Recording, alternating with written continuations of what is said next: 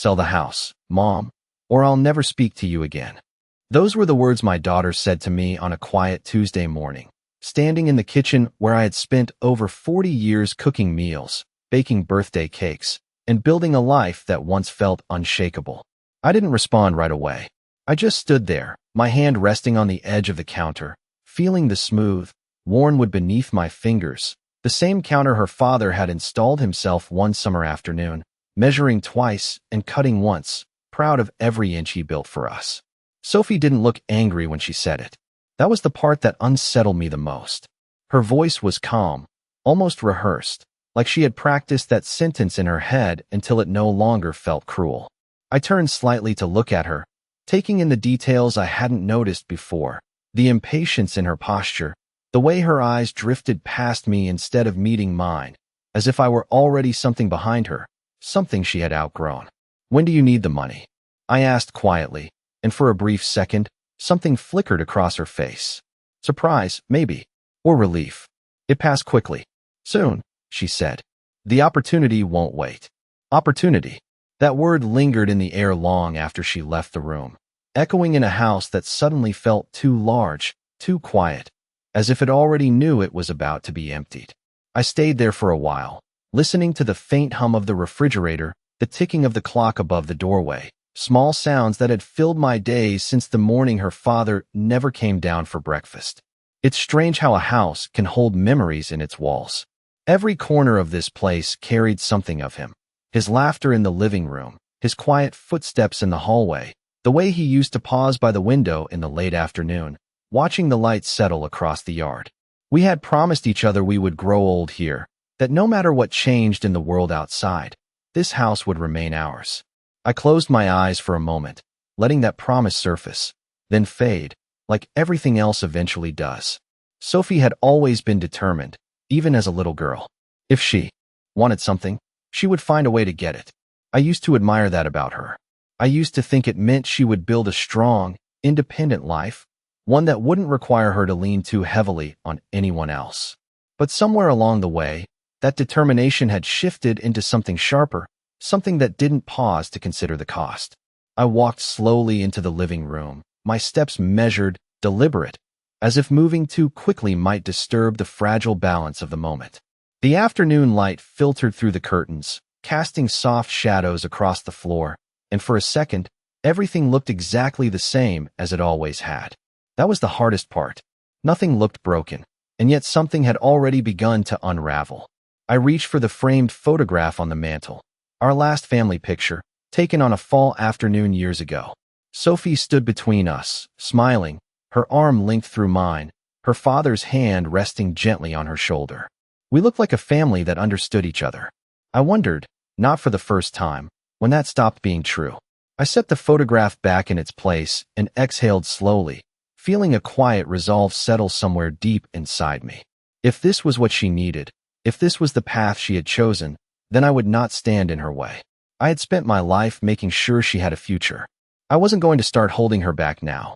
Still, as I stood there, surrounded by the life I was being asked to give up, I couldn't help but notice how easily the word future had replaced everything that came before it.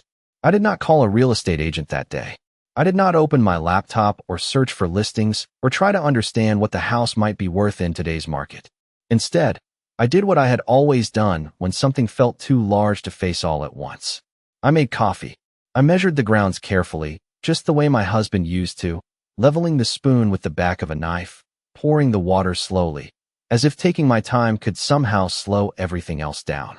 The kitchen filled with that familiar scent, warm and steady, and for a few minutes, it almost felt like nothing had changed.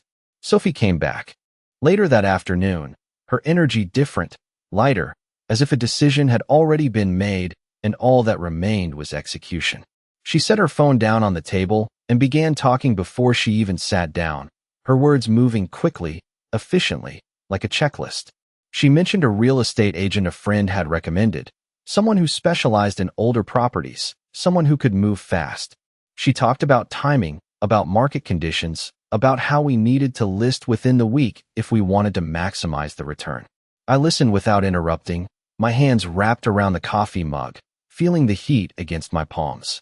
It was strange hearing her speak about the house in numbers and timelines, as if it were nothing more than an asset waiting to be converted into something more useful. At one point, she glanced up at me, perhaps expecting resistance, perhaps expecting questions. When none came, she leaned back slightly, studying my face. "You are not upset?" she asked. I shook my head gently. "No," I said. "I am thinking." She seemed satisfied with that answer, or at least willing to accept it. Over the next few days, the pace quickened. Calls were made. Papers were printed. A man named Daniel Harper came by to walk through the house, his polite smile never quite reaching his eyes as he commented on the hardwood floors, the natural light, the potential for renovation. I followed him from room to room, listening as he described my life in terms of resale value. "The bones are strong," he said at one point, tapping lightly on a doorframe her father had sanded by hand. I nodded, though I knew he was not really talking about the house in the way I understood it. Sophie moved beside him, asking the right questions, taking notes, her voice confident, assured. She looked at ease in a way I had not seen in years, as if this process, this transformation, fit her better than anything that had come before. That evening, after the agent left, she spread the documents across the dining table, the same table where we had once celebrated birthdays and holidays, where her father had carved the turkey every Thanksgiving with quiet pride. Now it held contracts and estimates, lines and signatures waiting to be filled. "If we list at this price," she said, pointing to a number that felt abstract and distant, "we could close within 30 days. Maybe sooner." 30 days. I repeated it silently, letting it settle. 30 days to take down photographs, to empty closets, to pack away a lifetime into boxes labeled with black marker. 30 days to say goodbye to a place that had never asked anything of me except to be lived in. I reached for the pen she had placed beside the papers, turning it slowly between my fingers. For a moment, I thought about asking her to slow down, to give me time, to let me hold on just a little longer. But the words never came. Instead, I placed the pen back on the table and folded my hands in my lap, the same way I had done so many times before when choosing peace over conflict. "Tell me what I need to do," I said quietly, and as I looked at my daughter sitting across from me, I realized that she no longer saw this house as the place that had raised her, only as the thing that could finally set her free. The first box I packed was not the largest or the heaviest, but it was the one that took me the longest to close. It sat on the edge of the bed, half filled, as I moved around the room slowly, picking things up, putting them down again, unsure of what deserved to come with me and what belonged to the house I was about to leave behind. Sophie had gone out early that morning, saying something about meeting with the agent again, about paperwork that needed to be finalized, her voice distant even as she stood in the doorway. I had nodded, the way I always did, and waited until I heard her car pull away before I allowed myself to begin. The bedroom still looked the same at first glance, the quilt neatly folded, the curtains drawn just enough to let in the soft morning light. But as I opened the closet, the illusion broke. Empty hangers clicked together softly as I pushed them aside, the sound sharper than it should have been in the quiet space. I took down one of his jackets, the navy one he used to wear on Sunday mornings, and held it for a moment longer than necessary. It still carried a faint trace of his cologne, something warm and familiar that had not yet faded completely, even after all this time. I pressed the fabric lightly between my fingers, then folded it carefully and placed it into the box. I told myself I was not choosing what to keep based on sentiment, but the truth settled in quietly as I continued. Every item I reached for carried a memory, and every memory made the room feel less like a place and more like a life that could not be reduced to square footage or market value. By midday, the house had begun to change. Small gaps appeared on the walls where pictures had once hung, faint outlines marking where frames had protected the paint from the sun. The shelves looked uneven without the books and ornaments that had filled them for years, and the rooms echoed slightly when I walked through them, as if they were already adjusting to being empty. When Sophie returned, she did not notice those details. She stepped inside with her phone still in her hand, her attention fixed on something else, her voice quick as she updated me on offers and timelines. "We have interest already," she said, setting her bag down without looking around. "The agent thinks we might get multiple bids if we move fast." I smiled faintly and nodded, though I was not sure what it meant to move fast anymore. She walked through the living room, pausing briefly when she noticed one of the walls. "You took down the pictures," she said, her tone neutral, almost observational. "Yes," I replied. It seemed like a good place to start. She nodded once, as if that confirmed something for her, and moved on, already thinking ahead to the next step. That evening, as the light outside began to fade, I found myself in the hallway closet, the one we had rarely opened except during certain seasons or moments we thought we might need something from the past. On the top shelf, tucked behind a stack of old blankets, was a small wooden box. I had placed it there years ago, not because I wanted to forget it, but because I needed it to be somewhere safe, somewhere untouched by the rhythm of daily life. I reached up slowly and brought it down, brushing a thin layer of dust from its surface with the sleeve of my sweater. The wood was smooth beneath my fingers, worn slightly at the edges, a quiet reminder of how long it had been part of this house. I carried it into the living room and sat down, resting it gently on my lap. For a moment, I did not open it. I simply sat there, listening to the faint sounds of Sophie moving in the kitchen, the clink of dishes, the soft hum of conversation she carried on through her phone, her world continuing forward without hesitation. When I finally lifted the lid, the air seemed to shift, just slightly. Inside, wrapped carefully in a cloth I had folded myself, were the ashes of the man who had built this life with me from the ground up. I touched the edge of the cloth lightly, not unwrapping it, not needing to see what I already knew was there. "We are almost done," I whispered, though I was not entirely sure whether I was speaking to him or to myself. And as I closed the box again, I realized that of everything in this house, this was the only thing I was certain I would not leave behind. The next morning, the house felt quieter in a way that was no longer subtle. It was not just the absence of objects or the empty spaces along the walls, but something deeper, something that settled into the air and stayed there, unmoving. I woke before the sun had fully risen, the pale light barely reaching through the curtains, and for a moment, I forgot what was happening. That brief moment, suspended between sleep and memory, felt almost like a gift. But it did not last. The reality returned gently, without urgency, as if it knew there was no need to rush. Everything was already in motion. I sat on the edge of the bed, my feet resting on the cool wooden floor, and looked around the room. The dresser was nearly bare now, only a few small items left behind, things I had not yet decided what to do with. A hairbrush, a folded scarf, a small ceramic dish that had once held as cufflinks. I reached for the scarf, running my fingers along the fabric, remembering the winter he had bought it for me after insisting that I never dressed warmly enough. He had laughed when I told him I preferred comfort over style, and he had wrapped it around my neck himself, standing too close, smiling in that quiet way he always had. I folded it again carefully and placed it into the box beside the bed. Downstairs, I could hear Sophie moving around, her footsteps steady, purposeful. There was a rhythm to her movements now, one that matched the pace of everything else that had been set into motion. When I joined her in the kitchen, she was already dressed, her coat draped over the back of a chair, her phone placed neatly beside a stack of documents. "We have a showing this afternoon," she said, glancing up briefly. "I asked them to come around 3. That should give us enough time to finish clearing out the main areas." I nodded, reaching for a glass and filling it with water from the sink. The sound of the faucet seemed louder than usual, echoing slightly against the bare surfaces. "That is fine," I said. She studied me for a moment, as if trying to read something beneath the surface of my calm response. "You are handling this better than I expected," she said, not unkindly, but not warmly either. I set the glass down and looked at her, really looked this time, taking in the determination that had settled so firmly in her expression. "I have had practice letting things go," I replied.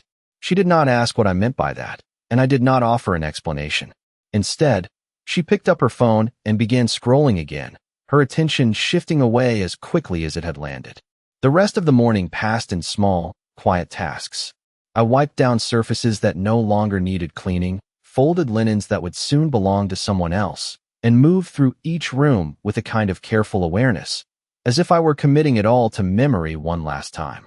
In the hallway, I paused for a moment longer than necessary, my hand resting lightly against the wall where we had once marked Sophie's height year after year.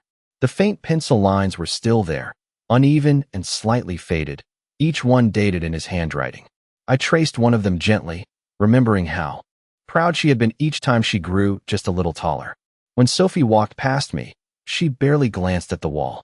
"We should probably paint over that," she said absently. "Buyers like clean surfaces."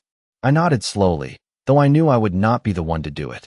By the time the afternoon approached, the house was no longer a home in the way it had once been. It had become something else, something waiting to be evaluated, judged, and eventually handed over. I carried the small wooden box with me as I moved through the rooms, not openly, not in a way that would draw attention, but close enough that I could feel its presence, steady and constant. When the doorbell finally rang, I paused where I stood, just for a moment, my hand tightening slightly around the box. Then I walked to the door and opened it, stepping aside as strangers entered the life I was quietly preparing to leave behind. They walked through the house slowly, the couple who had come to see what was left of a life they were already imagining as their own. The woman spoke in a soft voice, commenting on the light in the living room, the way it stretched across the floor in the late afternoon.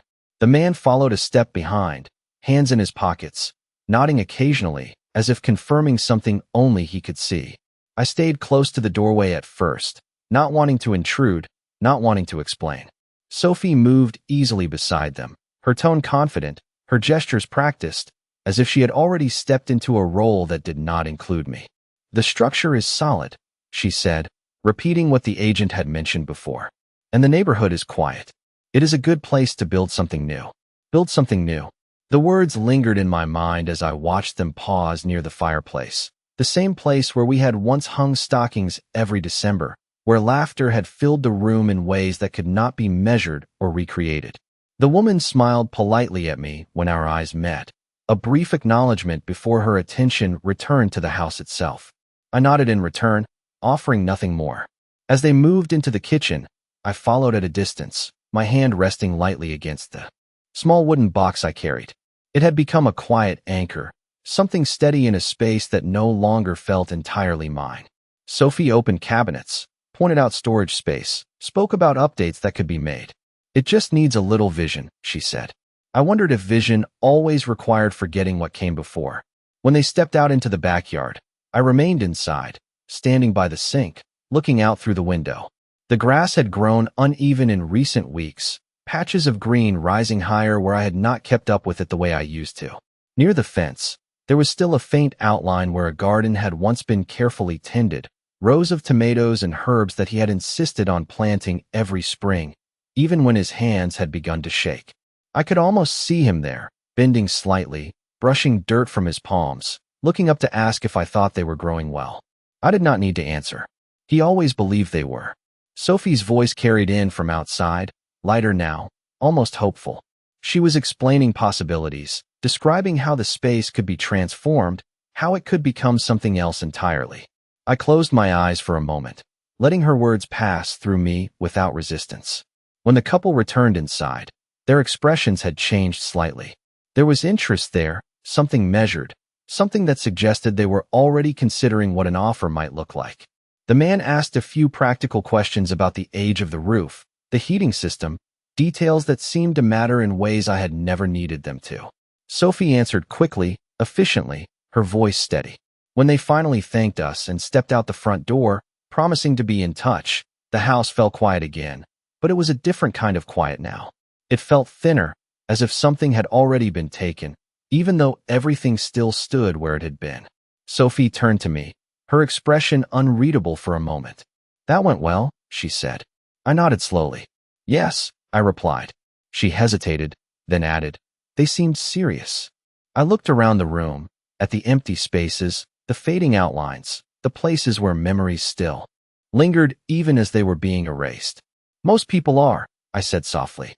She did not respond to that. Instead, she picked up her phone again, already moving forward, already thinking about what came next. I remained where I was, my fingers tightening slightly around the wooden box, aware that the house was no longer waiting to see what would happen, but quietly preparing to belong to someone else. The offer came sooner than I expected. It arrived the next morning, not with any ceremony or hesitation, but with the same quiet efficiency that had guided everything else. Sophie read it aloud at the dining table, her voice steady, her eyes scanning each line as if she were confirming a plan that had already been decided long before the paper existed. "They are offering full asking price," she said, and there was a note of satisfaction in her tone that she did not try to hide. I sat across from her, my hands folded neatly in my lap, listening as she continued through the details. Closing timeline, inspection contingencies, transfer dates, words that sounded precise and final, words that left very little room for anything else. When she finished, she looked up at me, waiting, not asking, not really, just waiting for me to follow the path she had already laid out. "It seems fair," I said quietly, and I meant it in the simplest sense. It was a fair price for a house. It was just not something that could ever measure what it had held. Sophie nodded once, as if that was all she needed. "Then we should accept," she said, reaching for the pen again, the same one she had placed in front of me days earlier. This time, she did not slide it toward me.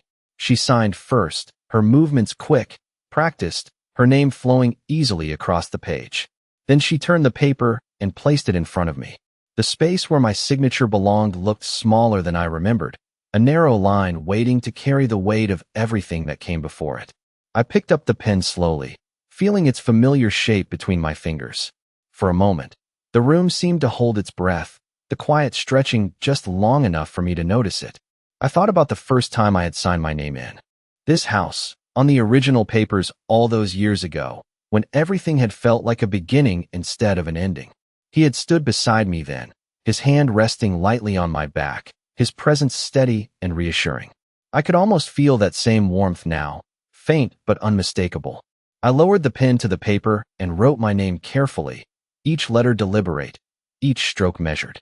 When I finished, I set the pen down and looked at the signature for a moment longer than necessary, as if trying to recognize it. Sophie exhaled softly, a sound of relief that filled the space between us. "It is done," she said. I nodded, though I understood that what she meant and what I felt were not the same. Over the next few days, everything moved quickly. Calls were returned. Documents were exchanged.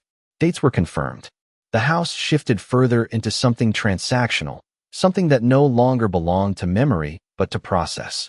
I continued packing, moving from room to room with the same quiet rhythm, my steps guided less by urgency and more by habit. There was a strange kind of calm in it, a sense that once the decision had been made, there was nothing left to resist. One evening, as the sun dipped low enough to cast long shadows across the floor, Sophie stood in the doorway watching me fold a set of old linens. "You really are not upset," she said again, her voice softer this time, almost uncertain. I looked up at her, meeting her eyes fully for the first time in days. "I am not angry," I replied. She tilted her head slightly, as if trying to understand the difference. "Then what are you?" she asked. I paused, considering the question, not because I did not know the answer, but because I wanted to say it in a way that did not break the quiet we had both been holding on to. "I am letting go," I said finally. She did not respond to that. She simply stood there for a moment longer, then turned and walked away, her footsteps fading down the hallway. I returned to the linens, smoothing out the fabric with careful hands, aware that each small action was bringing me closer to a moment I could already feel approaching. Somewhere in the house, a door closed softly, and the sound echoed just enough to remind me that soon, none of it would belong to me at all. The final week arrived without announcement, slipping into place the way everything else had, quiet and certain. The boxes were no longer scattered but stacked neatly against the walls, labeled in careful handwriting that felt too small for what each one contained. The rooms had lost their echoes because there was almost nothing left to carry sound. Even the air felt different, thinner, as if the house itself understood that its purpose here was ending. Sophie moved through the space with a kind of restless energy, checking lists, confirming times, making sure every detail aligned with the schedule that had been set. She spoke often about the future now, about flights and apartments, about the life waiting for her on the other side of all this. I listened when she spoke, offering small responses when needed, but most of my attention remained on the present, on the quiet moments that still belonged to me. On the morning before we were set to leave, I woke earlier than usual and made my way downstairs. The sun had not fully risen, and the house was wrapped in that soft, gray light that comes just before the day begins. I walked slowly through each room, not searching for anything, just letting my steps carry me from one space to another. The living room felt smaller now without the furniture, the outlines on the walls more visible than ever. I paused near the fireplace, resting my hand lightly against the mantel, remembering the weight of stockings that had once hung there, the quiet joy of small traditions that had never felt small at the time.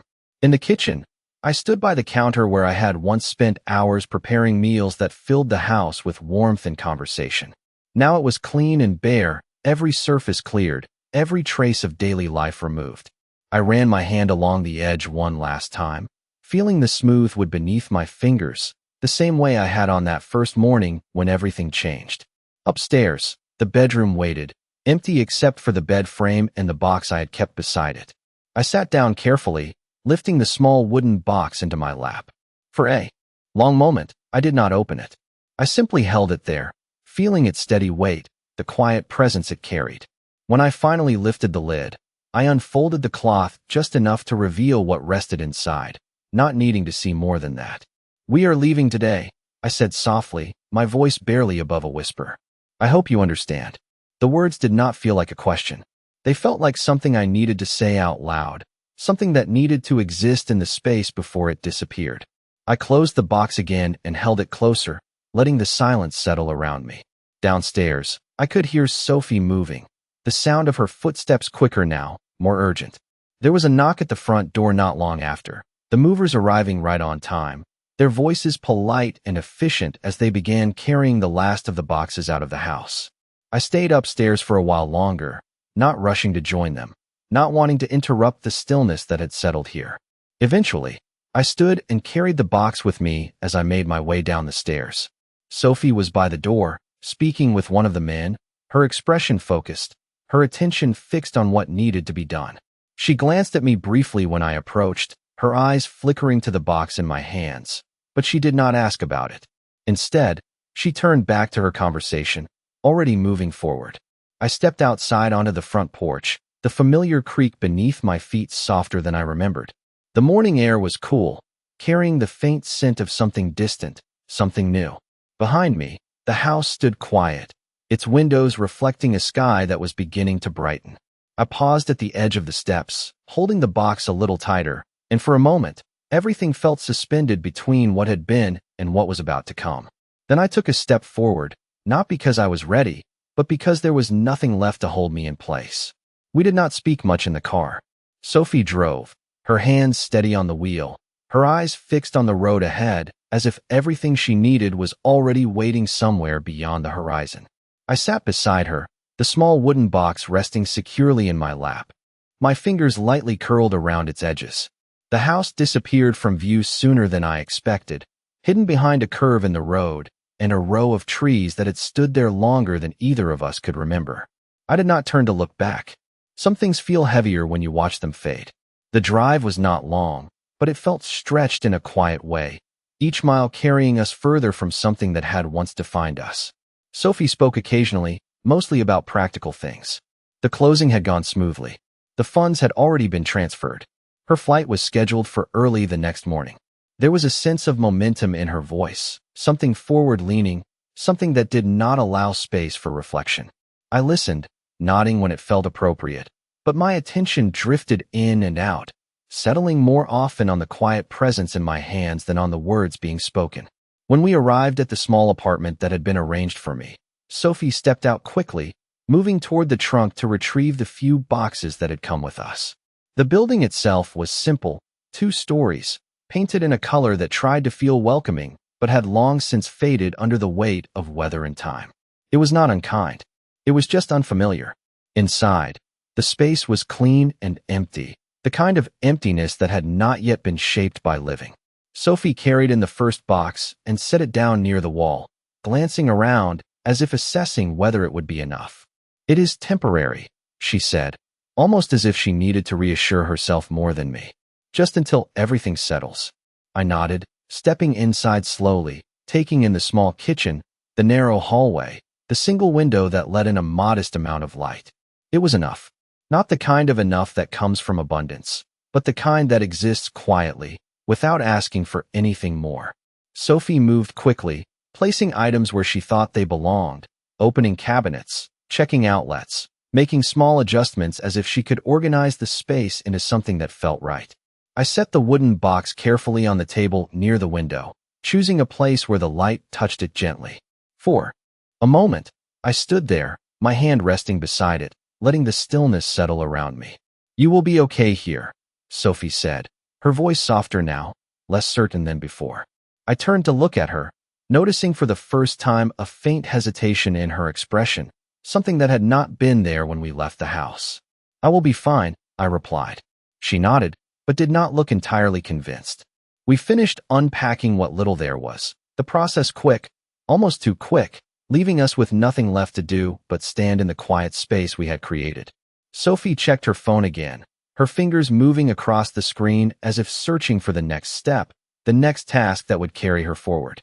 "I should go," she said after a moment. "I still have things to prepare before tomorrow."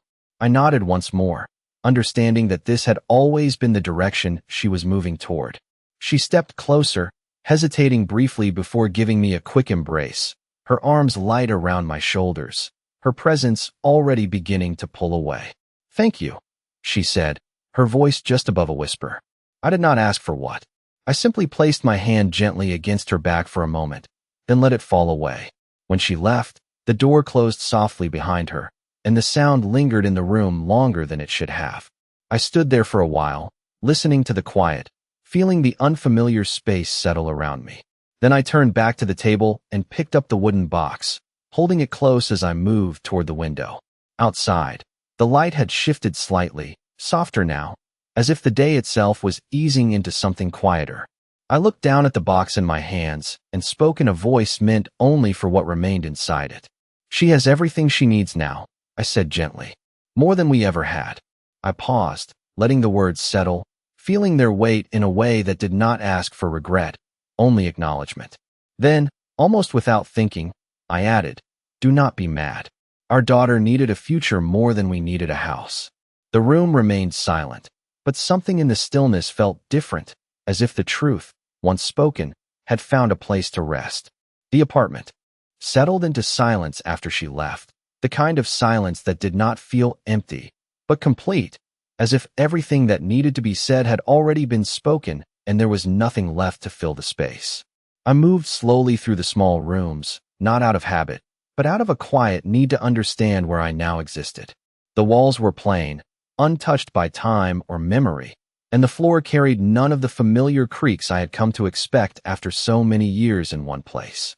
It was a different kind of stillness, one that did not echo with the past, but waited patiently for something new to take shape. I placed the few remaining items where they belonged, though there was no urgency in the process. A plate in the cabinet, a folded blanket at the end of the bed, small gestures that made the space feel less temporary, even if I knew it was only the beginning of something I had not yet defined. The wooden box remained where I had left it, resting near the window, catching the soft light that filtered in as the afternoon faded into evening. I returned to it after a while, sitting down beside the table and resting my hands on either side of it, not opening it this time, not needing to. The words I had spoken earlier lingered quietly in my mind, not as something I regretted, but as something I had finally allowed myself to accept. Sophie called later that evening, her voice carrying the distant sound of movement behind her, the kind that comes from preparing to leave one life behind and step into another.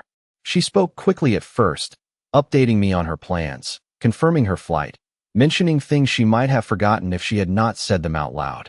I listened, responding when needed, letting her fill the space between us with the future she had chosen. There was a pause at one point, longer than the others, and when she spoke again, her voice had changed slightly. "Mom," she said, more softly than before, "are you really okay?" The question hung there, simple and direct, but carrying something deeper than she might have intended. I looked around the room, at the quiet order I had begun to create, at the small life that was already taking shape in a space that had once been unfamiliar. "Yes," I said, and this time, the word felt steady. "I am." She did not respond immediately, and for a moment, I wondered if she was searching for something more, something I was not offering. "I will call you when I land," she said finally. "Of course," I replied. The call ended without anything else added. No extra words. No attempt to return to what had already passed. I set the phone down and sat there for a while longer, listening to the quiet, feeling the weight of the day settle into something softer, something that no longer pressed against me the way it once had. Outside, the light faded completely, leaving the window as a dark reflection of the room behind me. I stood and moved toward it, catching my own reflection for a brief moment before turning away. The wooden box remained steady in its place, unchanged, unaffected by everything that had shifted around it. I reached for it once more, lifting it gently, holding it close in a way that felt less like holding on and more like carrying something forward. "We did what we could," I said quietly, not expecting an answer, not needing one. The words felt different now, not heavy, not burdened, but settled, as if they had found their place alongside everything else that had come before. I placed the box back down and stepped away, moving toward the small kitchen where the light still glowed softly. Tomorrow would arrive, just as it always did, without asking whether I was ready. And for the first time since everything had begun, I understood that readiness was not something that came before change, but something that formed quietly, piece by piece, after everything else had already moved on.